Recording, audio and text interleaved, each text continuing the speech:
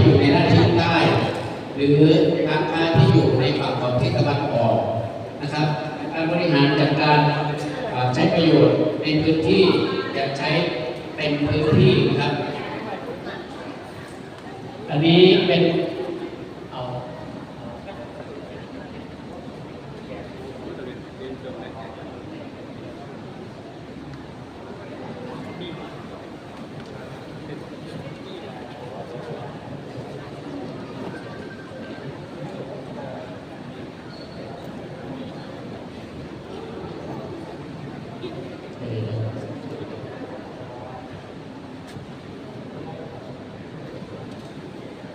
ตัวนี้จะเป็น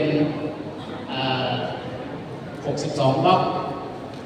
62 บล็อกนี้จะอยู่ใกล้กับมหาวิทยาลัยขอนแก่นนะครับอยู่ใกล้ๆกับหอประชุมกาญจนาภิเษกนะครับ12 บล็อกก็จะมีในส่วนของพื้นที่ค้าขายในส่วนของoutdoorก็คือบริเวณนอกแล้วก็จะมีในส่วนของอาคารที่เป็นอินดอร์ก็คือจะมีร้านค้าประจำนะครับแล้วก็จะมีที่นั่งค้าขายอันนี้ก็จะเป็นตัวอย่างที่ไปศึกษาดูงานมาจากตลาด62 บล็อกขอนแก่นนะครับซึ่งคนก็ถือว่าเยอะนะครับในวันนั้นนะครับก็จะมีการจัดการพื้นที่นะครับประดับไฟแล้วก็จัดการพื้นที่ค้าขาย